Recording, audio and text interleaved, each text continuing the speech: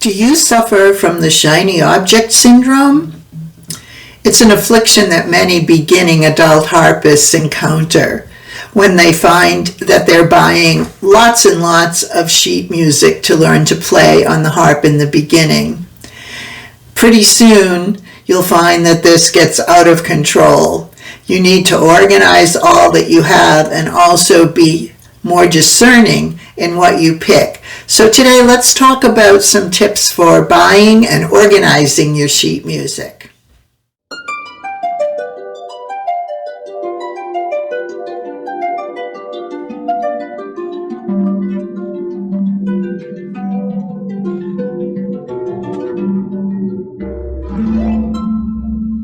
Hello, I'm Kathy Lowe. I'm the Prime Time Harpist. Welcome. If you're an adult learning to play the harp, you may have already encountered this problem of wanting it all in the beginning and finding so much music you want to play and getting so excited and buying all kinds of things. This happened to me, and because I was already a trained musician, I thought I could jump right in and learn all this music right away, which I've talked about in previous episodes of one of my biggest mistakes of thinking I could pick this up much more quickly than in reality I could. So in the beginning, I started by buying some basic harp, learn to play the harp yourself types of books, which I've talked about in another video. And then I moved on thinking that books were the way to go, that it was an economical way to get lots of pieces in one package. So I started buying other books of harp music. And since Sylvia Woods' Learn to Play the Harp Beautifully was one of the first books I used to get going, I continued looking at what Sylvia had to offer. And also because one of my goals was to play at my church, I bought Sylvia's collection of hymns and wedding music for all harps.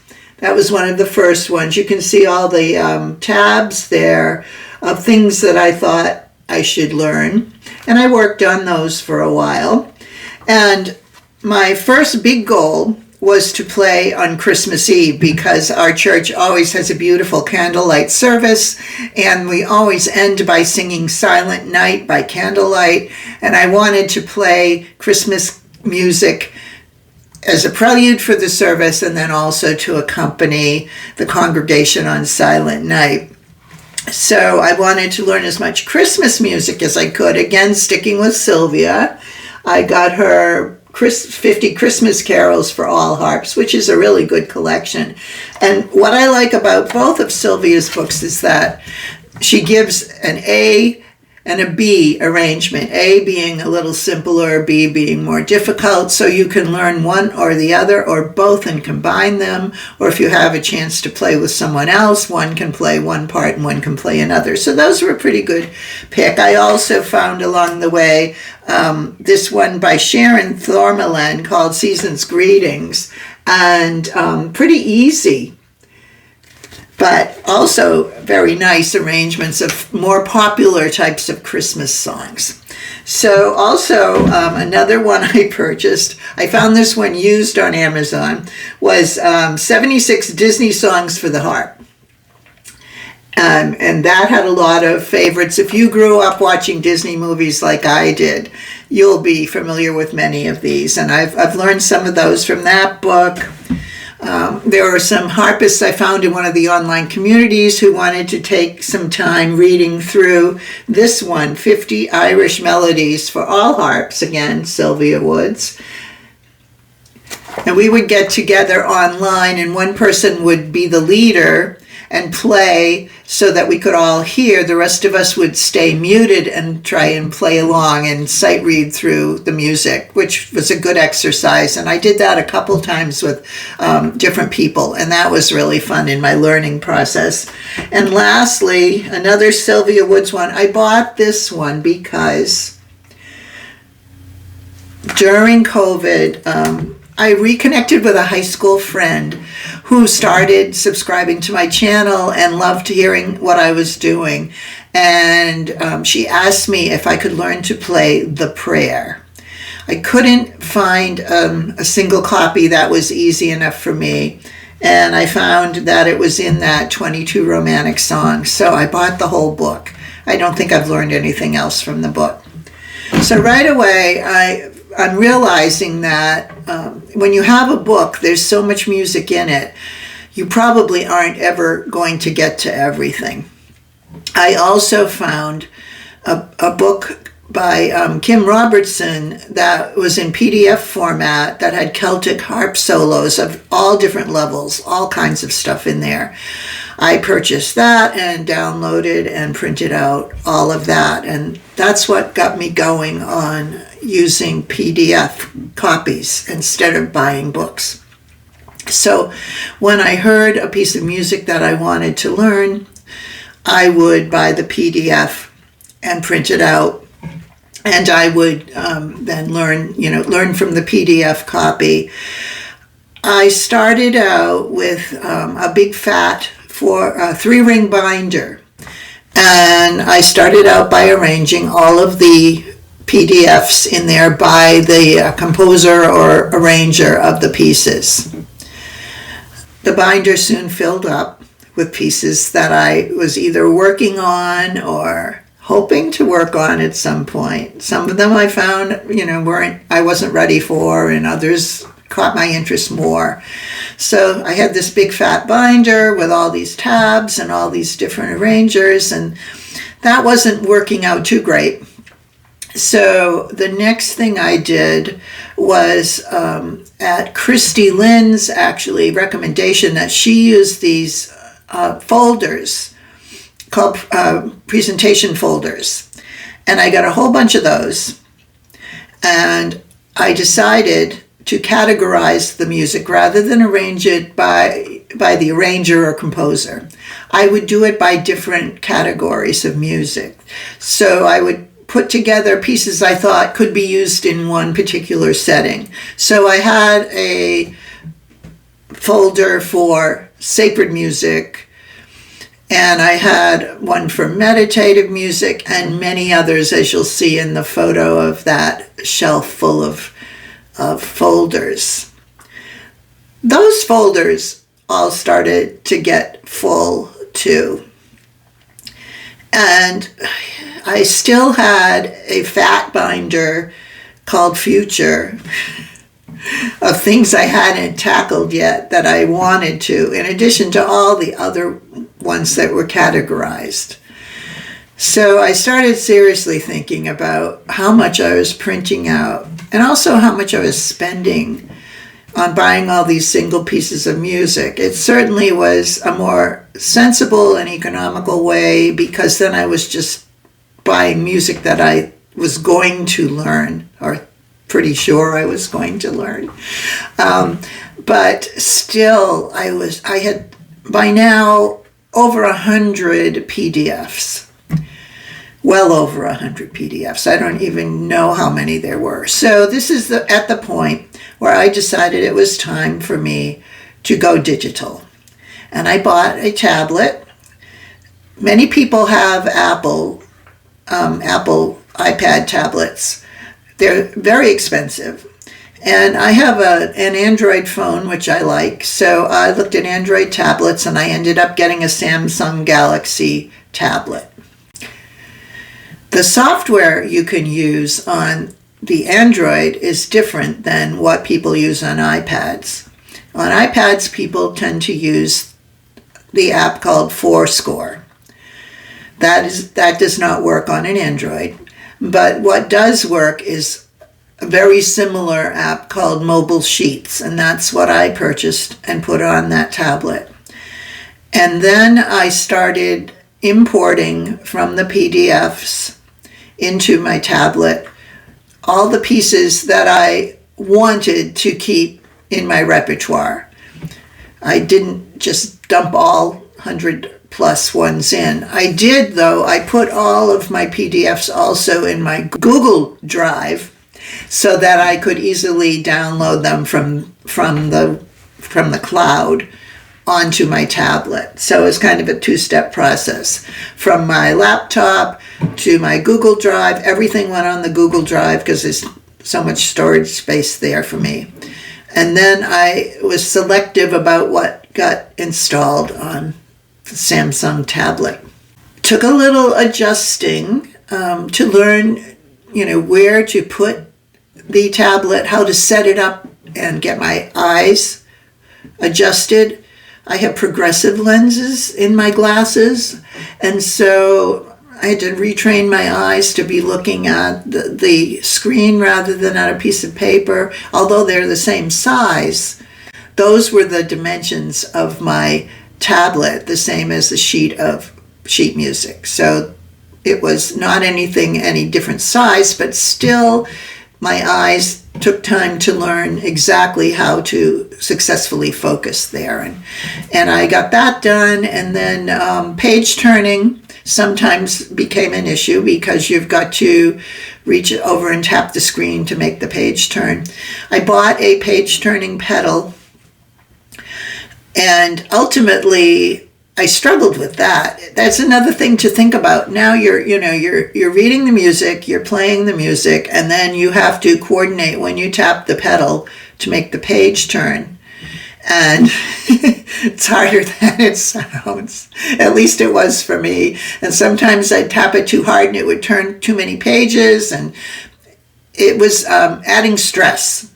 So I'm avoiding that as much as I can, and I've learned how to coordinate flipping pages with my finger while I'm playing. It's sort of like learning how to use the levers. You have to actually have a specific time in the music on a specific beat when you flip your levers. You do the same thing when you reach out and tap the screen to turn the page. So in general, I don't use the page turning pedal anymore. I have used, they have scroll features in MobileSheets where you can set the music up to just scroll through the pages. You have to figure out the timing on that. And it's kind of a pain in the neck if you are practicing and you want to go back and you have to stop the scrolling and go back and forth. But in a performance situation, I have used the auto scrolling. Again, it somewhat leads to a little bit more stress for me because if somehow something goes wrong with that in performance, I'm kind of in a big muddle. So it's something you have to work with. You can also do half page turns. So when you're on a page, it brings up the first half of the next page for you. Again, that gets confusing because you've got two halves of pages and you've got to remember which one's the one you're on and which one's the next one coming up. I've used that a little bit. So there's all kinds of options, but the thing I use most in MobileSheets is the ability to organize the music into limitless categories. And so here are some shots of what it looks like, all the different categories that I've created using MobileSheets.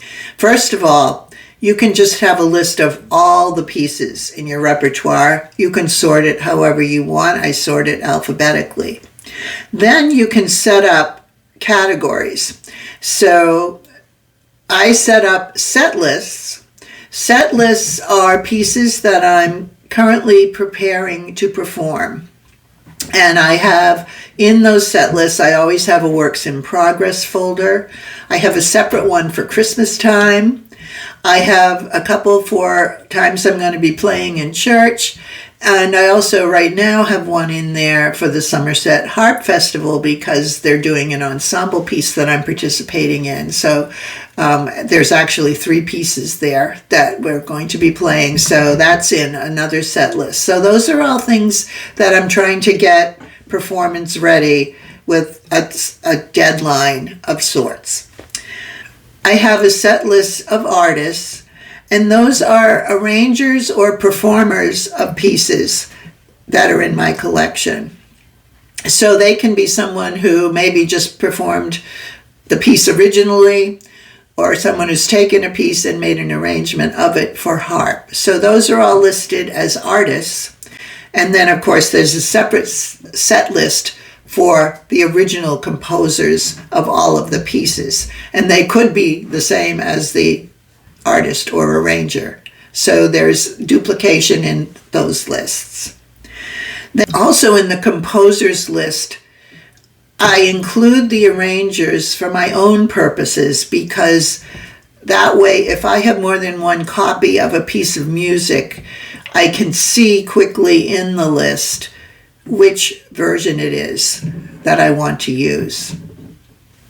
Another list that I have created is genres, and that's where I put all the categories that I had in those presentation binders. And I've made some modifications with them, but pretty much they're the same. I have Christmas, classical, contemporary, folk, meditative, movie music, music from musicals. I have traditional music, which can include the Celtic tunes, but it can include other forms of traditional music. I have music for worship, and I also have a few technical exercises that are there. And lastly, I've got collections. Now, collections are many pieces in one package. So when I had my binders, I had a binder for collections, and I still keep that binder.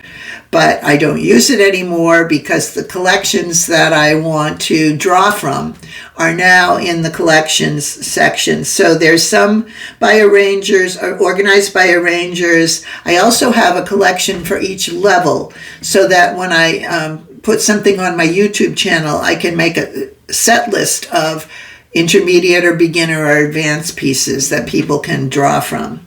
I have a collection of just pieces for harpsichord, which I also used to have a binder for. And then there are collections of pieces that I'm going to maybe use in the future. For example, if I go to a retreat and there are tunes that we're going to be playing, they're in one collection. Later on, they might go into my works in progress folder if I'm working on them to get ready for that. I made a collection of things I could play for people, comforting pieces. I call it hospice comfort, although I don't specifically work with hospice patients. I have visited people I know who are in hospice, and I've gone to their homes, and I call those hospice comfort. I am not a trained hospice harpist or a music therapist. I just pick things that are comforting, or depending on the situation.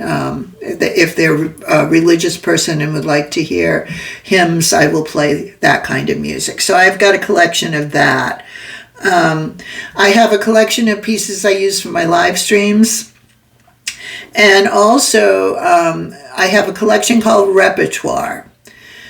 And along with my collection of favorites are ones I know that I want to keep in my brain and play in the future. Repertoire is all the pieces I've learned that I'm not necessarily going to go back, but I might want to use them someday. So I've got this big repertoire collection and a much smaller favorites collection. And I think I failed to mention before that one of my set lists that I keep so I can go back and just play things that I like to play is what Heather Downey calls fingertip pieces. And those are, she says, like 6 to 10 pieces that you want to be able to play at a moment's notice for people, and pieces you really like and are very comfortable with and can play pretty adeptly. So I have my fingertips pieces back in my set list that you might have noticed too. So that's what I'm using now. I really like using the tablet. When I take it to play out in church, I have a very small, slim tripod that has a holder on it that expands so I can hold my tablet. It's less obtrusive visually when you're sitting in front of an audience or in a church situation. It hardly shows up at all. So I like that, and you can adjust the height. And so I use that when I'm not playing at home. But when I'm at home, the tablet sits on my music stand. And that way, if I do want to use some print music, I can also put that up on the stand. So those are the things that I do, and I've found helpful for me to organize music. I'd love to hear what you do And whether you also can identify with that shiny object syndrome, that urge to keep buying more and more music. I also call it squirreling, from the movie Up, where, Doug the dog, every time he'd see a squirrel, he'd get distracted from whatever was going on and go after the squirrel. I tend to do a lot of squirreling too when I encounter music that I think I'd really like to play. So I'm trying to rein that in, and I'm trying to discipline myself to go back to this treasure trove of music I already have, which I probably never could learn all of in my lifetime.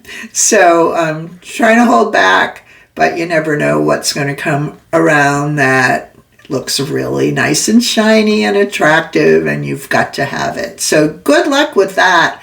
Let me know in the comments how you're dealing with all of this yourself. And if this has been helpful to you, I'd also like to know. And I hope that if you haven't subscribed already, you will do that. I want to thank those of you who have subscribed and who listen and comment. I really appreciate it. And you're helping me to reach a goal that I set for myself by the end of this summer, which was to reach 1,000 subscribers. I'm less than 100 away from that. So please, if you haven't already and you've enjoyed any of the videos that I've provided for you, please like and subscribe and share. And I hope I'll see you here again. In the meantime, happy harping to you.